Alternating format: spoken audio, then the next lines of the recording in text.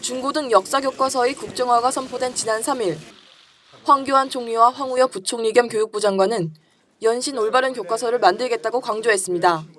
국민 통합을 이루기 위하여 국가의 책임으로 올바른 역사 교과서를 발행하기로 결정했습니다. 올바른 역사 교육을 위한 정부의 진정성을 믿어주시기 바랍니다. 청와대도 힘을 보탰습니다. 국정화가 확정된 다음 날 청와대 대변인은 기자들과 만나 이제는 올바른 교과서를 만드는 일에 국민들의 지혜와 힘을 모아야 한다고 말했습니다. 올바른 역사 교과서를 만드는 추진 과정은 올바르지 않았습니다.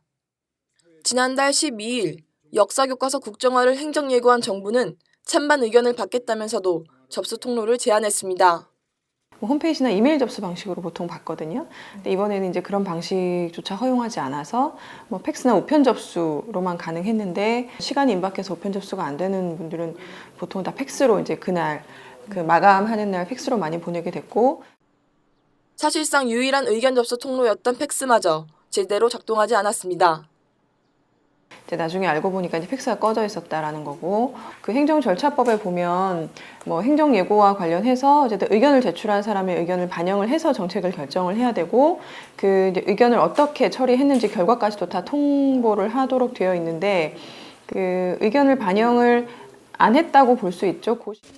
애초 5일 예정이던 확정고시 날짜는 이틀이나 앞당겨졌습니다.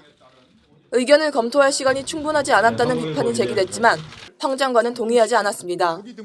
대개 그 의견이 한 12~13개의 유형으로 돼서 그 범위에서 더 이상 추가되는 게 없다라는 판단이 들고, 그거에 대한 검토, 또 어제 늦게 들어온 것은 오늘 새벽까지 우리 직원들이 다 맞추면은 이것은 조속히 매듭을 짓는 게 옳다라는 판단 하에서 교육부가 홈페이지에 게시한 의견 수렴 현황입니다.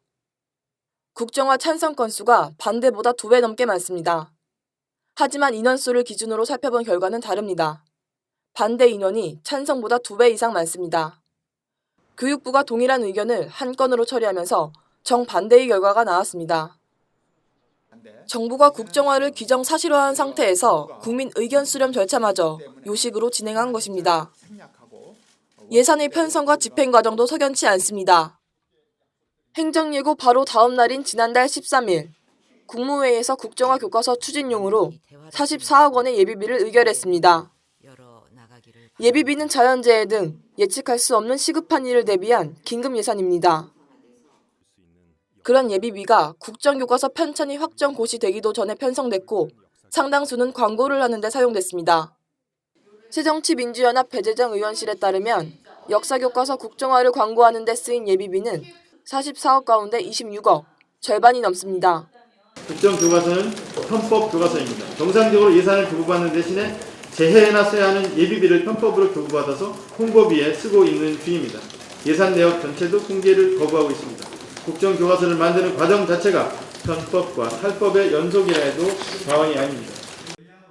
예산 관련 주무부처인 기획재정부는 예비비 사용 내역 공개를 거부하면서 전례가 없다는 이유를 들었습니다. 하지만 지난 6월 메르스 조기 종식을 위해 예비비 505억 원을 편성했을 당시 정부는 이 내역을 보도자료로 배포했습니다. 국회 입법조사처도 국회에 사용 계획서를 제출하는 게 헌법 취지에 부합하다고 밝혔습니다. 이런 가운데 교과서 국정화 자체가 위헌이라는 주장도 나옵니다. 헌법은 교육의 자주성, 전문성, 정치적 중립성 등이 법에 의해 보장된다고 명시하고 있습니다. 국정교과서가 헌법에 보장된 기본권을 침해할 우려가 있다는 의미입니다. 교사들이 가지는 교육의 자주성, 전문성, 그리고 중립성이라는 그 요청에도 어긋나고요. 그리고 학생들의 입장에서도 교육을 받을 권리라든지 양심을 형성할 수 있는 자유라든지 이런 것들이 본질적으로 침해되는 그런 문제가 있죠. 교과서 국정화라는 것은 다양성을 토대로 하는 자유민주적 기본에서 우리 헌법의 가장 중요한 원칙이죠. 이 원칙을 정면에서 거부하는 그런 반체제적인 제도라고 하지 않을 수가 없습니다.